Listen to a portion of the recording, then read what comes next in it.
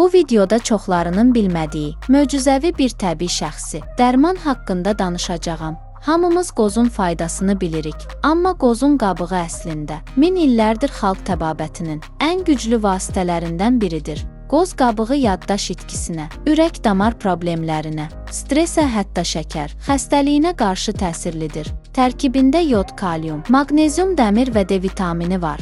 Soyuqdəymə, öskürək və qəbizlik üçün qoz qabığı çayı çox faydalıdır. Gündə 2 fincan içmək bağırsaqlardakı qurdları belə təmizləyə bilər.